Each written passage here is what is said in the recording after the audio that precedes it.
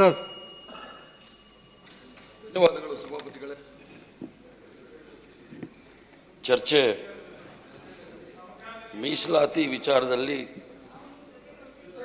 ಕರ್ನಾಟಕ ಸಾರ್ವಜನಿಕ ಸಂಗ್ರಹಣೆ ಪಾರದರ್ಶಕ ತಿದ್ದುಪಡಿ ಕುಂತು ಮಾತಾಡಬಾರ್ದು. ಸಂವಿಧಾನದ ಕೆಲವು ವಿಚಾರಗಳನ್ನು ಇಲ್ಲಿ ಪ್ರಸ್ತಾಪ ಆಗ್ತಾ ಇದೆ. ಅದರ ಜೊತೆಗೆ ಸ್ವಲ್ಪ ಇತಿಹಾಸನೂ ಸಹ ಹೋಗ್ತಾ ಇದ್ದಾರೆ.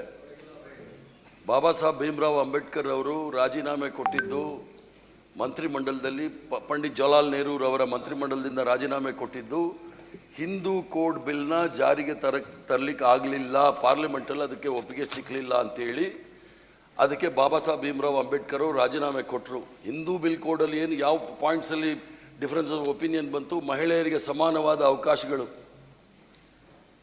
ಮತ್ತು ಮನುಸ್ಮೃತಿಯನ್ನು ಯಾವುದೇ ಕಾರಣಕ್ಕೆ ಒಪ್ಪಲಿಕ್ಕೆ ತಯಾರಿಲ್ಲ, ಅದಕ್ಕೋಸ್ಕರ ಮಹಿಳೆಯರಿಗೆ ಸಮಾನವಾದ ಅವಕಾಶಗಳು ಅಂತ ಸಿಗಲಿಲ್ಲ ಅಂತ ಹೇಳಿ ಪಾರ್ಲಿಮೆಂಟಲ್ಲಿ ಆ ಬಿಲ್ ಬಿದ್ದಾಗ ರಾಜೀನಾಮೆ ಕೊಡ್ತಾರೆ ವಿನಃ ಆ ಒಂದು ಸಂದರ್ಭದಲ್ಲಿ ಅದೇ ಅಂಬೇಡ್ಕರ್ ಅವರ ಸಂವಿಧಾನವನ್ನು ರಾಮಲೀಲಾ ಮೈದಾನದಲ್ಲಿ ಯಾರು ಸುಟ್ಟಿದ್ದು ಅಂತ ಕೇಳಿದಾಗ ಇತಿಹಾಸ ಅದು. ಈ ಸಂವಿಧಾನ ಯಾವುದೇ ಧರ್ಮದಲ್ಲ. ಈ ಸಂವಿಧಾನ ಬಾಬಾ ಸಾಹೇಬ್ ಭೀಮ್ರಾವ್ ಅಂಬೇಡ್ಕರ್ ಅವರ ನೇತೃತ್ವದಲ್ಲಿ ಆಗಿರ್ತಕ್ಕಂಥ ಸಂವಿಧಾನ ಸುಮಾರು 2 ವರ್ಷ 11 ತಿಂಗಳು 18 ದಿವಸಗಳ ಕಾಲ ಸುದೀರ್ಘವಾಗಿ ಚರ್ಚೆ ಆಗಿ ಈ ಸಂವಿಧಾನವನ್ನು ರಚನೆ ಮಾಡಿದ್ದಾರೆ. ಸಂವಿಧಾನದ ಒಂದು ಪೀಠಿಕೆ ಏನಿದೆ, ಆ ಪೀಠಿಕೆ ರಚನೆ ಆಗುವ ಸಂದರ್ಭದಲ್ಲಿ ನಮ್ಮದೇ ಕರ್ನಾಟಕ ರಾಜ್ಯದ ಕಾಮತ್ರವರು ಸಂವಿಧಾನಿಕ ಕಾನ್ಸ್ಟಿಟ್ಯೂಂಟ್ ಅಸೆಂಬ್ಲಿಯ ಸದಸ್ಯರಾಗಿರ್ತಾರೆ. ಅವರು ಆವಾಗ ಹೇಳ್ತಾರೆ, we the people of India ಯಾಕಿರಬೇಕು, ಭಾರತದ ಜನಗಳಾದ ನಾವು ಅಂತ ಯಾಕಿರಬೇಕು, ದೇವರ ಹೆಸರಲ್ಲಿ ನಾವು ಇದನ್ನು ಸಾಲೋಮನ್ಲಿ ಅಕ್ಸೆಪ್ಟ್ ಅಂತ ಮಾಡೋಣ ಅಂತ ಹೇಳಿದಾಗ ಆಚಾರ್ಯ ಕೃಪಲಾನಿ ಅವರು ಅದಕ್ಕೆ ಎದ್ದು ಹೇಳ್ತಾರೆ, ಈ ದೇಶದಲ್ಲಿ ಆಸ್ತಿಕರಿದ್ದಾರೆ, ನಾಸ್ತಿಕರಿದ್ದಾರೆ, ವಿಚಾರವಂತರಿದ್ದಾರೆ, ಆದ್ದರಿಂದ ಒಂದು ದೇವರಿಗೆ ಮಾತ್ರ ಸ್ಥಿಮಿತ ಮಾಡಲಿಕ್ಕೆ ಆಗೋದಿಲ್ಲ ಅಂಥೇಳಿ ಸುದೀರ್ಘವಾಗಿ ಚರ್ಚೆ ಆಗಿ ಅಂಬೇಡ್ಕರ್ ಅವರು ಅದರ ಆ ಪೀಠಿಕೆಯನ್ನು ಒಪ್ಪಿಕೊಂಡು V the people of India ಅಂತೇಳಿ ಪ್ರತಿಯೊಬ್ಬರಿಗೂ ಸಹ ಈ ಸಂವಿಧಾನ ಇದೆ ಅನ್ನೋದನ್ನು ಪೀಠಿಕೆಯಲ್ಲೇ ಸಾಬೀತು ಮಾಡ್ತಾರೆ. ಅದರ ಜೊತೆಗೆ ಅಸಂವಿಧಾನಿಕವಾಗಿ ಆಗಿದೆ ಇದೊಂದು 4%, 5%, 4% ರಿಸರ್ವೇಷನ್ ಅಂತಕ್ಕಂಥದ್ದು. ಸಂವಿಧಾನದಲ್ಲಿ ಸಿ ಟಿ ರವಿ ಅವರು ಅದರಲ್ಲಿ ಕೆಲವು ಆರ್ಟಿಕಲ್ನ ಓದಿದ್ರು. ಅದರಲ್ಲಿ ಫಂಡಮೆಂಟಲ್ ರೈಟ್ಸ್ ಅಂದರೆ ಮೂಲಭೂತ ಹಕ್ಕುಗಳಲ್ಲಿ right to equality, the state shall not deny any person equality before the law or equal protection of laws within the territory of India. ಕನ್ನಡದಲ್ಲಿ ಹೇಳಬೇಕಾದ್ರೆ ಕಾನೂನಿನ ಮುಂದೆ ಸಮಾನತೆ. ಭಾರತದ ರಾಜ್ಯ ಕ್ಷೇತ್ರದಲ್ಲಿ ಯಾರೇ ವ್ಯಕ್ತಿಗೆ ಕಾನೂನಿನ ಮುಂದೆ ಸಮಾನತೆಯನ್ನು ಅಥವಾ ಕಾನೂನುಗಳಿಂದ ಸಮಾನ ಸಂರಕ್ಷಣೆಯನ್ನು ರಾಜ್ಯವು ನಿರಾಕರಿಸಕ್ಕದ್ದಲ್ಲ. 15 prohibition of discrimination on grounds of religion, race, caste, sex or place of birth ನಾವು ಹೇಳ್ತಕ್ಕಂಥದ್ದು. ಅದ್ರ ಜೊತೆಗೆ 16 ಕೂಡ ಹೇಳಿದ್ದಾರೆ. ನಾನಾದರೂ ಹೇಳಬೇಕಾದ್ರೆ ಭಾರತದ ಇಬ್ಬಾಗ ಕೂಡ ಬಂತು. ಅಂಬೇಡ್ಕರ್ ಅವರು ಆ ಪುಸ್ತಕ ಬರ್ತಾರೆ, Pakistan of the question of partition ಅಂತ ಹೇಳಿ. ಅದರಲ್ಲಿ ಭಾಳ ಸ್ಪಷ್ಟವಾಗಿ ಹೇಳ್ತಾರೆ, ಭಾರತದ ಇಬ್ಬಾಗವಾಗಲು ಜಿನ್ನಾ ಮತ್ತು ಸಾವರ್ಕರ್ ಪರಸ್ಪರ ವಿರೋಧ ಸಿದ್ಧಾಂತದಲ್ಲಿದ್ದರೂ ಭಾರತವನ್ನು ಇಬ್ಬಾಗವಾಗಲು ಒಂದೇ ನಿಲುವನ್ನು ಹೊಂದಿದ್ದಾರೆ. ಅಂಬೇಡ್ಕರ್ ಅವರ ಪುಸ್ತಕದಲ್ಲಿ ಇರ್ತಕ್ಕಂಥದ್ದು. ಹಾಗಾದರೆ BJP ಒಂದು ದೇಶ ಇಬ್ಬಾಗವಾದಾಗ ದೇಶದ ಕರಾಳ ದಿನ ಎಂದು ಆಗಸ್ಟ್ 14 ಯಾವ ಪುರುಷಾರ್ಥಕ್ಕೆ ಆರಿಸ್ತಾರೆ ಅನ್ನೋದು ನನಗೆ ಗೊತ್ತಾಗ್ತಾ ಇಲ್ಲ. ಅದರ ಜೊತೆಗೆ ಸಂವಿಧಾನದಲ್ಲಿ ಇಲ್ಲ ಸ್ಪಿರಿಟ್ ಆಫ್ ದಿ ಕಾನ್ಸ್ಟಿಟ್ಯೂಷನ್ ಅಂತ ಹೇಳ್ತಾರೆ. ಸಂವಿಧಾನದ ಆಶಯಗಳು ಅಂತ ಹೇಳಿದಾಗ ಸಾಮಾಜಿಕವಾಗಿ, ಶೈಕ್ಷಣಿಕವಾಗಿ ಯಾರು ಹಿಸ್ಟಾರಿಕಲಿ ಇತಿಹಾಸದಲ್ಲೂ ಸಹ ಅವ್ರಿಗೆ ಯಾವುದೇ ಸಹ ಅವಕಾಶಗಳಿಲ್ಲದೆ ಎಲ್ಲದರಲ್ಲೂ ಸಹ ಮುಖ್ಯಧಾರೆಯಿಂದ ಹೊರಗಡೆ ಇಟ್ಟಿದ್ದರು. ಅವ್ರನ್ನ ಮುಖ್ಯಧಾರೆಗೆ ತರಬೇಕು ಅನ್ನೋ ಮೂಲ ಉದ್ದೇಶದಿಂದ 14, 15, 16 ಇವೆಲ್ಲ ಸಂವಿಧಾನದಲ್ಲಿ ಅಡಕವಾಗಿ ಅಲ್ಪಸಂಖ್ಯಾತರಿಗೆ ಅನುಚ್ಛೇದ 29, 30 ಅಲ್ಪಸಂಖ್ಯಾತರು ಬೇಕಾದರೆ ಅವರ ಎಜುಕೇಷನ್ ಇನ್ಸ್ಟಿಟ್ಯೂಷನ್ಸ್ನ ಅವ್ರು ಪ್ರಾರಂಭ ಮಾಡ್ಬೋದು. ಇವೆಲ್ಲ ಭಾಳ ಸ್ಪಷ್ಟವಾಗಿ ಸಂವಿಧಾನದಲ್ಲಿದೆ. ಯಾವುದೇ ಧರ್ಮ, ಅದು ಹಿಂದೂ ಧರ್ಮ, ಕ್ರಿಶ್ಚಿಯನ್ ಧರ್ಮ, ಕ್ರೈಸ್ತ ಧರ್ಮ ಅಥವಾ ಇಸ್ಲಾಂ ಧರ್ಮ ಅಂತ ಯಾವುದೂ ಇಲ್ಲ. ಎಲ್ಲ ಧರ್ಮಕ್ಕೂ ಸಹ ಪವಿತ್ರವಾದ ಗ್ರಂಥ ಈ ಸಂವಿಧಾನ ಅನ್ನೋದು ಹೇಳಲಿಕ್ಕೆ ಇಚ್ಛೆ ಬೀಳ್ತಾನೆ. ಇದರಲ್ಲಿ ಅಸಂವಿಧಾನಿಕವಾಗಿ ಆಗಿದೆ ಅಂತ ಹೇಳಿ ಆರ್ಟಿಕಲ್ 15(4), ಆರ್ಟಿಕಲ್ 16(4) ದ ಕಾನ್ಸ್ಟಿಟ್ಯೂಷನ್ ಅಲ್ಲಿ ಇರೋದು empowers the providing reservation to socially educationally backward class. Muslim ಸಮುದಾಯ ಅಂತ ಹೇಳಿ ಏನು ಹೇಳ್ತಾ ಇದ್ದೀವಿ, ಅದು ಒಂದು ಸಮುದಾಯ, ಧರ್ಮ ಅಲ್ಲ. ಮುಸ್ಲಿಂ ಸಮುದಾಯ ಅದು ಯಾವ್ದು ಅನುಕರಣೆ ಮಾಡ್ತಾರೆ, ಯಾವುದನ್ನು ಫಾಲೋ ಮಾಡ್ತಾರೆ ಅಂದರೆ ಇಸ್ಲಾಂ ಧರ್ಮ. ಇಸ್ಲಾಂ ಧರ್ಮಕ್ಕೆ ನಾವು ಇದನ್ನು ನಾವು ರಿಸರ್ವೇಷನ್ ಕೊಡ್ತಾ ಇಲ್ಲ. ಇಲ್ಲಿ ಕೊಡ್ತಾ ಇರ್ತಕ್ಕಂಥದ್ದು ಒಂದು ಮುಸ್ಲಿಂ ಎಂಬುದೊಂದು ಸಮುದಾಯ ಹೊರತು ಅದು ಧರ್ಮವಲ್ಲ. ಧರ್ಮ ಆಗಬೇಕಾದ್ರೆ ಅದು ಇಸ್ಲಾಂ ಧರ್ಮ ಆಗಬೇಕಾಗಿತ್ತು. ಆದ್ದರಿಂದ ಅದೇ ರೀತಿ ಶೆಡ್ಯೂಲ್ ಕಾಸ್ಟ್ ಅವ್ರಿಗೂ ಶೆಡ್ಯೂಲ್ ಟ್ರೈಬ್ ಅವ್ರಿಗೂ ಹಿಂದುಳಿದ ವರ್ಗದವ್ರಿಗೂ ಸಹ ಸಾವಿರಾರು ವರ್ಷಗಳಿಂದ ಅವಕಾಶ ವಂಚಿತರಾಗಿದ್ದರು.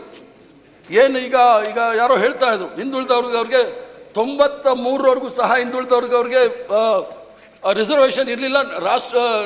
ರಾಷ್ಟ್ರ ಮಟ್ಟದಲ್ಲಿ, ರಾಜ್ಯ ಮಟ್ಟದಲ್ಲಿ ದೇವರಾಜ ಅರಸರವರ ನೇತೃತ್ವದಲ್ಲಿ ನಮ್ಮ ಮಂತ್ರಿ ಸಾಹೇಬ್ರು ಎಚ್ ಕೆ ಪಾಟೀಲ್ ಸಾಹೇಬ್ರು ಹೇಳ್ದಂಗೆ 1977ನೇ ಇಸ್ವಿನಲ್ಲಿ ಹಾವೂರು ವರದಿಯಿಂದ ನಾವೆಲ್ಲರೂ ಸಹ ಸಶಕ್ತರಾಗಲಿಕ್ಕೆ ಒಂದು ಮೊಟ್ಟ ಮೊದಲನೇ ಹೆಜ್ಜೆ ದೇವರಾಜ ಅರಸರು ಆನೂರು ಕಮಿಷನ್ ಮೂಲಕ ಇಟ್ಟರು. ನಾವೆಲ್ಲ ಕಮಿಷನ್ ನೋಡಿ, ಅವರು ಈಗಾಗಲೇ ಅವರ ಭಾಷಣದಲ್ಲಿ ಮಾತಾಡೋಕೆ ಹೇಳಿದ್ದಾರೆ. LG ಆವನೂರು ಕಮಿಷನ್ ಇರ್ಬೋದು, ಅಥವಾ ವೆಂಕಟಸ್ವಾಮಿ ಕಮಿಷನ್ ಇರ್ಬೋದು, ಓ ಚಿನ್ನಪ್ಪ ರೆಡ್ಡಿ ಕಮಿಷನ್ ಇರ್ಬೋದು, ರವಿವರ್ಮ ಕಮಿಷನ್ ಇರ್ಬೋದು. ಇವೆಲ್ಲಕ್ಕೂ ಸಹ ಎಲ್ಲದರಲ್ಲೂ ಸಹ ಮುಸ್ಲಿಂ ಸಮುದಾಯವನ್ನು ಶೈಕ್ಷಣಿಕವಾಗಿ ಸಾಮಾಜಿಕವಾಗಿ ಹಿಂದುಳಿದವರು ಇದ್ದಾರೆ ಅಂಥೇಳಿ ಇದಕ್ಕೆ ಅವಕಾಶಗಳನ್ನು 93ರಿಂದನೂ ಸಹ ನಾವು ಮಾಡಿಕೊಂಡೆ, 77ರಿಂದನೂ ಮಾಡ್ಕೊಂಡು ಬಂದಿದ್ದೀವಿ ಈ ರಾಜ್ಯದಲ್ಲಿ. ಅದೇ ರೀತಿ ಗುಜರಾತ್ ರಾಜ್ಯ ತೆಗೆದುಕೊಂಡ್ರೆ 97ರಲ್ಲಿ ಸುಮಾರು 101 ಬ್ಯಾಕ್ವರ್ಡ್ ಕ್ಲಾಸಸ್ರಲ್ಲಿ 23 ಜನ ಅಲ್ಪಸಂಖ್ಯಾತರಲ್ಲಿ ಇರ್ತಕ್ಕಂಥವ್ರು ಇದ್ದಾರೆ.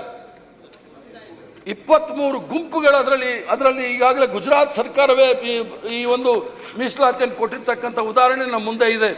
ಯಾವುದೇ ರಾಜ್ಯದಲ್ಲೂ ತೆಗೆದುಕೊಂಡ್ರೂ ಸಹ ಶೈಕ್ಷಣಿಕವಾಗಿ ಸಾಮಾಜಿಕವಾಗಿ ಹಿಂದುಳಿದವ್ರಿಗೆ 1993ನೇ ಇಸ್ವಿ Indira Sawhney ವಾಸಸ್ union government of India case ಆದಾಗ ಸುಪ್ರೀಂ ಕೋರ್ಟ್ ಭಾಳ ಸ್ಪಷ್ಟವಾಗಿ ಡೈರೆಕ್ಷನ್ಸ್ ಕೊಡುತ್ತೆ. ಅಲ್ಲಿ ತನಕ ಭಾಳಷ್ಟು ರಾಜ್ಯಗಳಲ್ಲಿ ಹಿಂದುಳಿದ ವರ್ಗದ ಆಯೋಗಗಳಿರಲಿಲ್ಲ.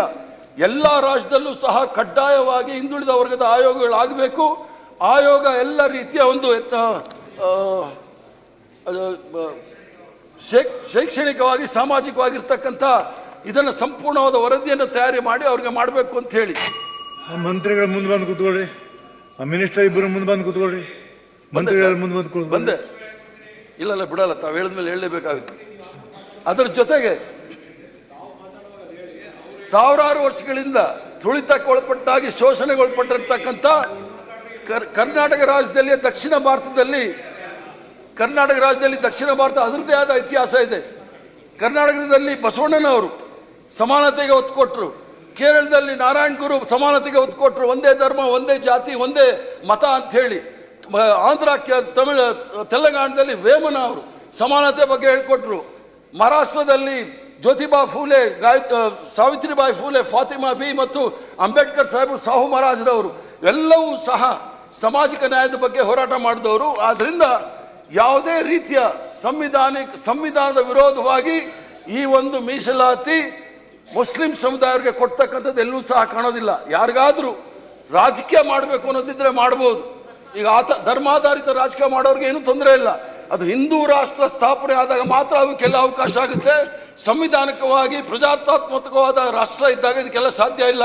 ಒಂದೇ ಒಂದು ಮಾತು ಮುಗಿಸ್ತೀನಿ ನಾನು ಸಭಾಪತಿಗಳೇ. ಉತ್ತರ ಪೂರ್ವ ರಾಜ್ಯದಲ್ಲಿ 7 ರಾಜ್ಯಗಳಿದೆ. ಅಸ್ಸಾಂ ಬಿಟ್ಟರೆ ಬಾಕಿ ಎಲ್ಲ ಸಣ್ಣ ರಾಜ್ಯಗಳು, ಸಿಕ್ಕಿಂ ಇರ್ಬೋದು, ಮಿಜೋರಾಂ ಇರ್ಬೋದು, ಮೇಘಾಲಯ ಇರ್ಬೋದು, ನಾಗಾಲ್ಯಾಂಡ್ ಇರ್ಬೋದು, ಮಣಿಪುರ್ ಇರ್ಬೋದು, ಎಲ್ಲ 60 ಸೀಟ್ ಇದೆ.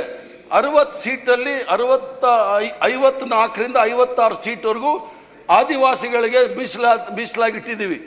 ಆದರೆ ಅಲ್ಲಿನ ಜನಗಳ ಉದ್ಧಾರ ಆಗಬೇಕಾದ್ರೆ ಮೀಸಲಾತಿ ಇಲ್ಲದೆ ಇದ್ರೆ ಆಗೋದೇ ಇಲ್ಲ. ಒಂದೇ ಒಂದು ಉದಾಹರಣೆ ಕೊಟ್ಟು, ಮೀಸಲಾತಿ ಅಂತ ಹೇಳಿದ್ರೆ ಕೆಲವರಿಗೆ ಈಗ 10% ಮೀಸಲಾತಿನೂ ಕೊಟ್ಟಿದ್ದಾರೆ. ಆರ್ಥಿಕವಾಗಿ ಹಿಂದುಳಿದವ್ರಿಗೆ 140 ಕೋಟಿ ಜನವೂ ಸಹ ಈ ಭಾರತದ ಪ್ರಜೆಗಳು. ಈ ಸಂವಿಧಾನದಲ್ಲಿ ಇರ್ತಕ್ಕಂಥ ಆಶಯವು 141 ಕೋಟಿ ಜನಕ್ಕೂ ಸಹ ಇದೆ. ಕೊಡ್ರಿ, ಯಾರು? ನೀವು ಮಾತಾಡಿ, ಅಲ್ಲಲ್ಲ ನೀವು ಅಲ್ಲ ಮಾತಾಡಿ. ಮಾಹಿತಿಗೆ ಹರಿಪ್ರಸಾದ್ ಅಲ್ಲ ಹರಿಪ್ರಸಾದ್ ಅವ್ರಿಗೆ ಮಾಹಿತಿಗೆ ಹೇಳಿ, ನಾವೇನ್ ಹೇಳಿ. ಗುದ್ದಾಡೋದಿಲ್ಲ. ಹೇಳಿ. ಹರಿಪ್ರಸಾದ್ ಅವ್ರ ಮಾಹಿತಿಗೋಸ್ಕರ 10% ರಿಸರ್ವೇಶನ್ ಫಾರ್ EWS ಅದ್ರೊಳಗೆ ಮುಸ್ಲಿಮ್ರು ಬರ್ತಾರೆ. ಇರಿ ಬರ್ತಾರೆ. ಯಾಕೆ ಬರಲ್ಲ? ಬಂದೆ ಬರ್ತಾರೆ. ತಾವು ಕೇಳಿದ್ರೆ ಅದಕ್ಕೆ ಉತ್ತರನೂ ಕೊಟ್ಬಿಡ್ತೀನಿ ಹೇಳಿ. ಈಗ 10% EWC ಕೊಟ್ಟಿದ್ದಾರೆ ನೋಡಿ, ಅದು ಮೇಲ್ಜಾತಿಯಲ್ಲಿ ಇರ್ತಕ್ಕಂಥ ಬಡವರಿಗೆ, ಕೆಳಜಾತಿಯಲ್ಲಿ ಇರ್ತಕ್ಕಂಥ ಬಡವರಿಗೆ ನೀವು ಕೊಡಿ, ನಾವು ಅದನ್ನು ಒಪ್ಕೊಂಡ್ಬಿಡ್ತೀವಿ. ಇರಿ, ಕೆಳಜಾತಿಯ ಬಡವರಿಗೆ EWS ನಲ್ಲಿ ಅವಕಾಶ ಇಲ್ಲ. ಇರಿ, ಮೀಸಲಾತಿ ಇದು ಇದು ಇದೇನಂತೀರ ಎಂಪ್ಲಾಯ್ಮೆಂಟ್, ಇದು ಬಡತನ ನಿರ್ಮೂಲ ಕಾರ್ಯಕ್ರಮ ಅಲ್ಲ. ಇದನ್ನು ಬಹಳ ಸ್ಪಷ್ಟವಾಗಿ ಹೇಳ್ತೀನಿ. ಅಥವಾ ಇದು ಎಂಪ್ಲಾಯ್ಮೆಂಟ್ ಎಕ್ಸ್ಚೇಂಜ್ ಕೂಡ ಅಲ್ಲ. ಈ ರಾಷ್ಟ್ರದಲ್ಲಿ ಎಲ್ಲರೂ ಸಹ ಸಮಾನರು ಅನ್ನೋದಕ್ಕೆ ಆ ಭಾವನೆಗಳು ಬರಲಿ ಅಂತೇಳಿ ಈ ಆಶಯವನ್ನು ಇಟ್ಕೊಂಡು ಬಾಬಾ ಸಾಹೇಬ್ ಭೀಮರಾವ್ ಅಂಬೇಡ್ಕರ್ ಅವರ ನೇತೃತ್ವದಲ್ಲಿ ಮಹಾತ್ಮ ಗಾಂಧಿಯವ್ರನ್ನ ಡ್ರಾಫ್ಟ್ ಕಮಿಟಿ ಚೇರ್ಮನ್ ಮಾಡಿದ್ದು. ಪಂಡಿತ್ ಜವಾಹರ್ಲಾಲ್ ನೆಹರು ಅವರ ಕಡೆಯ ಅವರು ರೆಸೊಲ್ಯೂಷನ್ಸ್ ಆಫ್ ದಿ ಕಾನ್ಸ್ಟಿಟ್ಯೂಯೆಂಟ್ ಅಸೆಂಬ್ಲಿನಲ್ಲಿ ಹೇಳಿದ್ದಾರೆ. ಕಾನ್ಸ್ಟಿಟ್ಯೂಷನ್ ರೆಸೊಲ್ಯೂಷನ್ಸ್ ಏನು ಅಂತ ಹೇಳಿ ತಾವು ನೋಡಿದಾಗ ಅದರಲ್ಲಿ ಗೊತ್ತಾಗುತ್ತೆ ರೆಸೊಲ್ಯೂಷನ್ಸಲ್ಲಿ ಏನೇನಿದೆ ಅಂತ ಹೇಳಿ. ಡಾಕ್ಟರ್ ರಾಜೇಂದ್ರ ಪ್ರಸಾದ್ ಅವರ ಅಧ್ಯಕ್ಷತೆಯಲ್ಲಿ ಇದನ್ನು ಕಾನ್ಸ್ಟಿಟ್ಯೂಯೆಂಟ್ ಅಸೆಂಬ್ಲಿನಲ್ಲಿ ಚರ್ಚೆ ಮಾಡಿ ಎಲ್ರಿಗೂ ಸಹ ಸಮಾನವಾದ ಅವಕಾಶ ಇರಬೇಕು ಅಂತ, ಅದೇ ಮೂಲವಾದ ಆಶಯ. ಅದರಲ್ಲಿ 395 ಆರ್ಟಿಕಲ್ಗಳಿದೆ. ಈಗ ಅದು 400 ದಾಟಿರ್ಬೋದು. ಅದು ಬಂದಾಗ 7 ಶೆಡ್ಯೂಲ್ಸ್ ಇತ್ತು, ಈಗ 12 ಶೆಡ್ಯೂಲ್ಸ್ ಬಂದಿದೆ, 25 ಪಾರ್ಟ್ ಇದೆ. ಇವೆಲ್ಲವೂ ಮಾಡಿದಾಗ ಪ್ರತಿಯೊಬ್ಬನಿಗೂ ಸಹ ಇದರಲ್ಲಿ ಸರ್ವ ಜನಾಂಗದ ಶಾಂತಿಯ ತೋಟ ಏನು ನಮ್ಮ ಕುವೆಂಪುರವರ ಇದಿದೆಯಲ್ಲ, ಕವನ ಶೀರ್ಷಿಕೆ ಇದೆಯಲ್ಲ, ಅದು ಎಲ್ರಿಗೂ ಸಹ ಸೇರುತ್ತೆ. ಆದ್ದರಿಂದ ಇದನ್ನು ಯಾರೂ ಸಹ ತಪ್ಪು ದಾರಿಗೆ ಎಳಿಬಾರ್ದು. ಸಂವಿಧಾನಿಕವಾಗಿ ಆರ್ಟಿಕಲ್ 16(4) ಅಡಿಯಲ್ಲಿ, ಸಂವಿಧಾನದ ಅಡಿಯಲ್ಲೇ ಈ ಒಂದು ಮೀಸಲಾತಿಯನ್ನು ನಮ್ಮ ಕಾಂಗ್ರೆಸ್ ಪಕ್ಷದ ಸರ್ಕಾರ ಕೊಟ್ಟಿದೆ ಅನ್ನೋದನ್ನ ಹೇಳಲಿಕ್ಕೆ ಇಚ್ಛೆ ಬೀಳ್ತಾನೆ. ಧನ್ಯವಾದಗಳು. ನಮಸ್ಕಾರ. ನವೀನ್ ಸನ್ಮಾನ್ಯ ಸಭಾಪತಿಗಳೇ, ಶಾರ್ಟ್ ಆಗಿ ಮಾತಾಡಿ.